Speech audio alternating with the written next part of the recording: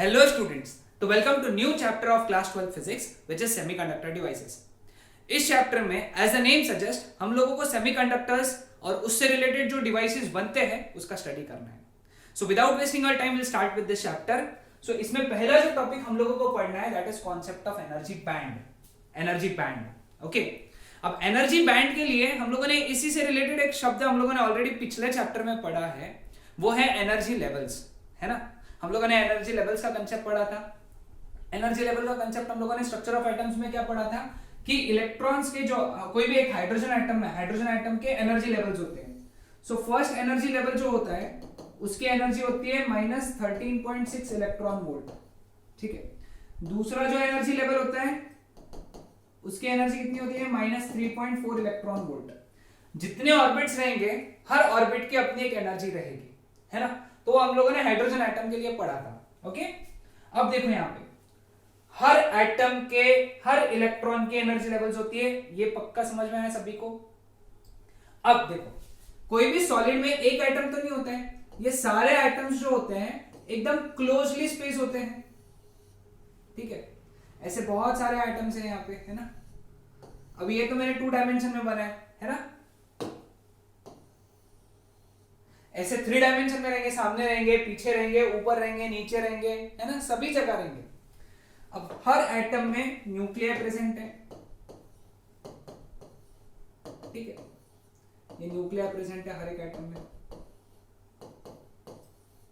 अब हर एटम के अंदर इलेक्ट्रॉन रिवॉल्व कर रहे हैं पर्टिकुलर ऑर्बिट में. ये फर्स्ट ऑर्बिट लेटर से मैं एक ही ऑर्बिट बनाता हूं तो तुम समझ गए होंगे मैंने कौन सा एटम बनाया, है ना. अगर आंसर आ गया तो बताओ मुझे ये कौन सा एटम बनाया हुआ है, मतलब कौन से सॉलिड बनाया मैंने, है ना. अभी देखो यहां पे देखो, अब ये एक इलेक्ट्रॉन की अगर मैं बात करूं, एक इलेक्ट्रॉन की, तो उसकी फर्स्ट ऑर्बिट की जो एनर्जी है वो होना चाहिए -13.6 इलेक्ट्रॉन वोल्ट, ठीक है. और ये स्टडी हम लोग ऑलरेडी कर चुके हैं. लेकिन अभी क्या हो गया है, सपोज ये एटम की बात करेंगे हम लोग, ये एटम की. अभी ये जो इलेक्ट्रॉन है, इलेक्ट्रॉन, इस पे ये न्यूक्लियस तो फोर्स लगा ही रहा है, साथ ही साथ ये न्यूक्लियस का भी इंफ्लुएंस है, साथ ही साथ ये इलेक्ट्रॉन का भी इंफ्लुएंस है, ये वाले इलेक्ट्रॉन का भी है, ये वाले इलेक्ट्रॉन का है, इस न्यूक्लियस का है, ये वाले न्यूक्लियस का है, ये वाले इलेक्ट्रॉन का है. So what is happening is कि कभी कभार जब ये रोटेट हो रहा है ना, तो कभी कभार इसकी एनर्जी -13.6 से ज्यादा हो रही है, कभी कभार ये एनर्जी -13.6 से कम भी हो रही है. समझ में आया. यानी उस इलेक्ट्रॉन की एनर्जी जो -13.6 थी, इलेक्ट्रॉन -13.6 इलेक्ट्रॉन वोल्ट थी, ये कब थी जब वो अकेले इलेक्ट्रॉन को कंसिडर किया था हम लोगों ने. लेकिन अब ये इलेक्ट्रॉन पे बहुत सारे लोग इफेक्ट लगा रहे, तो इसकी एनर्जी क्या हो रही है, कभी -13.6 से ज्यादा हो जा रही है तो कभी कम हो जा रही है. सो ओवरऑल अगर मैं सॉलिड के लिए बात करूं, पूरे सॉलिड के लिए अगर मैं बात करूं, तो मेरे पास में फर्स्ट एनर्जी लेवल नहीं होगा, मेरे पास में ऐसे लेवल्स का एक ग्रुप रहेगा. ऐसी बहुत सारी एनर्जीज रहेंगी मेरे पास में. कौन से ऑर्बिट के लिए, फर्स्ट ऑर्बिट के इलेक्ट्रॉन के लिए ऐसी बहुत सारी लाइंस रहेंगी. कोई -13.6 की रहेंगी, कोई -13.61 की रहेंगी, कोई -13.59 की रहेंगी. तो ये जब अगर मैं ओवरऑल सॉलिड के लिए देखूंगा तो मुझे पट्टा दिखेगा. ये पट्टा मतलब band. Okay, so this is basically the concept of band, energy band. So energy band is defined for solids, energy level is defined for atom and energy band is defined for solid. जितने energy levels रहेंगे उस atom में, उतने energy bands रहेंगे उसके solid में. Concept ध्यान में है. एटम में जितने एनर्जी लेवल्स रहेंगे उतने एनर्जी बैंड्स रहेंगे सॉलिड में. तो ये फर्स्ट के लिए हो गया. फिर ऐसे ही सेकंड के लिए आएगा, है ना. सेकंड के लिए ऐसा पूरा ऐसा एक लेवल आएगा, है ना. तो ये हो गया सेकंड एनर्जी बैंड, ठीक है. So this is the concept of energy band, ठीक है. अब हमको ये भी पता है क्या कि फर्स्ट एनर्जी लेवल होता है, सेकंड एनर्जी लेवल होता है एटम में, और फाइनली जो आखिरी एनर्जी लेवल होगा, आखिरी एनर्जी लेवल, उसको हम लोग बोलते हैं बैलेंस लेवल. एटम में। लेकिन अगर सॉलिड की बात करूं तो हमारे लिए क्या रहेगा आज से, वैलेंस बैंड। सबसे लास्ट वाला energy band in solid will be termed as energy valence band. उसको हम लोग क्या कहेंगे, वैलेंस बैंड। ठीक है, सो वैलेंस बैंड जो रहेगा would be the last energy band in solid. ठीक है, समझ में है? तो हम लोग उसको ऐसा प्लॉट करते हैं। ओके, तो इलेक्ट्रॉन्स तुमको फर्स्ट एनर्जी बैंड में मिलेंगे, सेकंड एनर्जी बैंड में मिलेंगे, और कहां तक मिलेंगे, ये वैलेंस बैंड तक मिलेंगे। समझ में आया सबको? वैलेंस बैंड तक तुमको इलेक्ट्रॉन्स मिलेंगे। ये जो टॉपिक है ये पूरा बेसिक्स है, ये क्लास 12th फिजिक्स में नहीं आ रहा है, अभी बोर्ड्स के फिजिक्स में नहीं आता, ये क्लास 12th फिजिक्स में नहीं है, ये क्लास 11th फिजिक्स में है, लेकिन ये सीईटी में इंक्लूड है, सीईटी में इंक्लूड है। ओके, तो ये टॉपिक हमको 12th में पढ़ने से पहले पढ़ना पड़ता है। 12th का जो चैप्टर है हमारा सेमीकंडक्टर डिवाइसेस, वो पढ़ने से पहले बेसिक्स पढ़ना जरूरी है, कंपलसरी है। ये तुमको बोर्ड्स के बुक में नहीं मिलेंगे ये सारे कंसेप्ट्स, अपने 12th के बोर्ड्स बुक में, तो इसलिए इसको समझ के चलो, है ना। और जो भी टॉपिक्स इंपॉर्टेंट लगते हैं, पार्ट इंपॉर्टेंट लगते हैं, उसको नोट डाउन कर लो तब के तब। तो ये हो गया वैलेंस बैंड का कंसेप्ट। ठीक है, तो वैलेंस बैंड इज द, अब सिंपल भाषा में अगर वैलेंस बैंड तुमको किसी ने पूछा कि भाई वैलेंस बैंड क्या है, तो तुम क्या बोलोगे, ये आखिरी हाईएस्ट एनर्जी बैंड है जहां पे इलेक्ट्रॉन रहता है किसी भी सॉलिड में, है ना। ये तो तुमको अभी यहां से डेफिनेशन से ध्यान में आएगा, नहीं ऐसा नहीं है, ऐसा नहीं होता। ठीक है, तो ऐसा नहीं होता है तो फिर कैसा होता है? ओके, देखो सॉलिड की खास बात क्या होती है, सॉलिड के पास में there are large number of conductor की बात होती है। कंडक्टर की अगर बात करें हम लोग,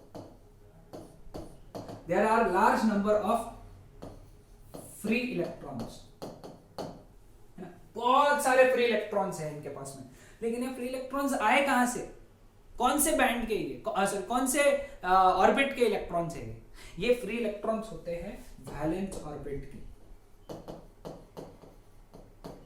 ऐसा कैसे, मतलब कंडक्शन, क्योंकि अभी हम लोग कंडक्शन इलेक्ट्रॉन की बात समझने जा रहे हैं। कंडक्शन इलेक्ट्रॉन्स, सर हमने वैलेंस इलेक्ट्रॉन सुना है ना, तुमने वैलेंस इलेक्ट्रॉन सुना ही है और तुमको पता होता है वैलेंस इलेक्ट्रॉन क्या होता है। Valence electron, valence electrons are the electrons present in valence orbit या वैलेंस लेवल, है ना। वैलेंस इलेक्ट्रॉन वो इलेक्ट्रॉन्स होते हैं जो वैलेंस ऑर्बिट में होते हैं। ठीक है, लेकिन क्या होता है कंडक्टर्स में, खास बात तुमको बताओ कि जब ये वैलेंस इलेक्ट्रॉन्स एनर्जी गेन करते हैं रूम टेम्परेचर पे, तो ये ऑर्बिट छोड़ देते हैं और फ्री हो जाते हैं। क्या हो जाते हैं, फ्री हो जाते हैं कंडक्ट करने के लिए। ओके, यानी यही वैलेंस इलेक्ट्रॉन जब एनर्जी गेन करेंगे तो ये कंडक्ट करेंगे, तो फिर हम लोग बोलेंगे इनको कंडक्शन इलेक्ट्रॉन। यानी कंडक्शन इलेक्ट्रॉन ही वैलेंस इलेक्ट्रॉन है, क्योंकि सास भी कभी बहू थी, तो इसलिए कंडक्शन इलेक्ट्रॉन भी कभी वैलेंस इलेक्ट्रॉन हुआ करते थे। समझ में, कंडक्शन इलेक्ट्रॉन ही वैलेंस इलेक्ट्रॉन होते हैं। जब वैलेंस इलेक्ट्रॉन एनर्जी गेन करता है तो फ्री हो जाता है। जैसे फॉर एग्जांपल देखो, ये न्यूक्लियस है, ये पहला, ये दूसरा, ये तीसरा, ये चौथा, लेट अस से 4 ऑर्बिट्स है, तो ये हो गया वैलेंस इलेक्ट्रॉन। ठीक है, इसने क्या किया, इसने एनर्जी गेन किया बाहर से। ठीक है, क्योंकि पहले तो ये इतना दूर है न्यूक्लियस से, तो न्यूक्लियस का कोई कंट्रोल नहीं है इसके ऊपर, मतलब ज्यादा कंट्रोल नहीं है। न्यूक्लियस ने इसको अट्रैक्ट करके रखा है, लेकिन दूर है, नहीं है, तो इसका इतना मोह माया नहीं है न्यूक्लियस के साथ में, क्योंकि it is very far away. हाँ, ये जो 3 ऑर्बिट के इलेक्ट्रॉन्स है ये काफी अच्छे से अट्रैक्ट करके रखे हैं न्यूक्लियस ने इनको। ये चौथा है, आखिरी वाला है ना, तो इसको ज्यादा ताकत नहीं लगी है इलेक्ट्रॉन न्यूक्लियस की, तो इसने क्या किया, थोड़ी सी एनर्जी गेन किया और अब ये हो गया फ्री, यहां से निकल गया, बाहर आ गया, तो अब ये बन गया फ्री इलेक्ट्रॉन, जिसको हम लोग बोलते हैं कंडक्शन इलेक्ट्रॉन। और अब ये कंडक्शन इलेक्ट्रॉन की जो बैंड होती है उसको हम लोग क्या कहते हैं,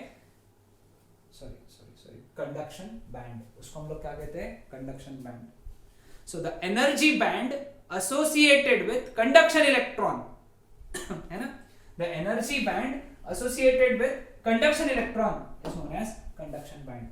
The highest energy band in which electron is free enough to move over the entire body of the crystal is known as conduction band.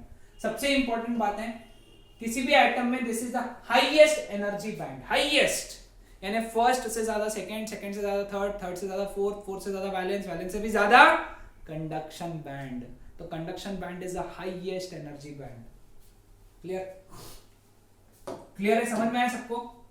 अब देखो वैलेंस बैंड, ये सॉलिड स्टेट्स नाम के चैप्टर में आएगा, केमिस्ट्री में भी आएगा तुमको, है ना। The lowest energy band in which electron is not free enough to move over the entire body of the crystal and is responsible for the formation of interatomic bonds is known as valence band. Okay. Conduction band से कम energy होती है, बाकी band से ज्यादा होती है, लेकिन conduction band से कम होती है। It is the lowest energy band in which electron is not free enough to move, यानी इलेक्ट्रॉन फ्रीली मूव नहीं कर सकता है, okay, over the entire crystal of the body.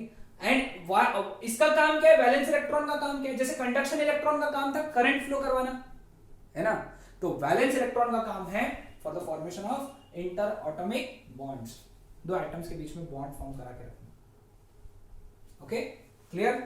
ये डेफिनेशंस बोर्ड्स में नहीं है, दैट्स व्हाट आई सेड, ये बोर्ड्स का पार्ट नहीं है, ये हमको सिर्फ याद रखना है, समझना है। यानी valence band lowest energy band होती है, उससे ज्यादा एनर्जी बैंड कौन सी होती है? Conduction band. ठीक है, समझ में? अब देखो, तो हम लोग अगर बेसिक स्ट्रक्चर अगर बनाया जाए तो ये क्या बन गया हमारा? लेटेस्ट से वैलेंस बैंड है, इसके नीचे भी होंगे, छोड़ो, हमको उसका रहने देना, और उसके ऊपर की जो बैंड है दैट इज कंडक्शन बैंड, है ना। ये स्ट्रक्चर याद रखना। तो इनकी जो गैप है, ये the gap between conduction band and valence band, that is known as band gap या forbidden energy gap. Forbidden energy gap, इसका दूसरा नाम क्या है? Band gap.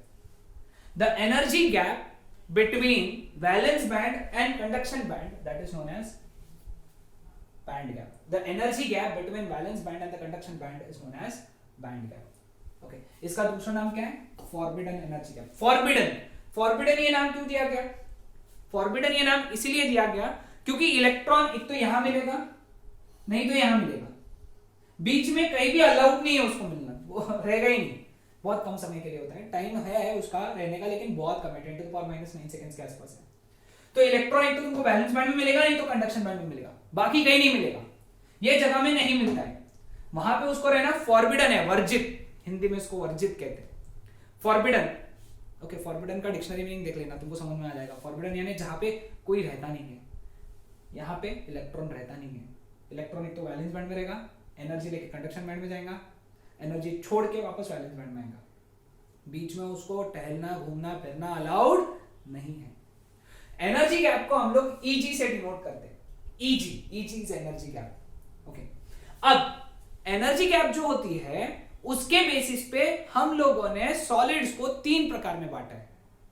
Solids is classified into 3 types on the basis of energy gap. Okay, so if Eg is equal to 0 then the solid is conductor, यानी gap 0 है, मतलब ये दोनों एक दूसरे से ओवरलैप कर रहे हैं, यानी इस केस में conduction band and valence band overlap, ये ओवरलैप करते हैं, they overlap. Now if Eg is greater than 0 less than 3 electron volt then the solid is semiconductor, है ना।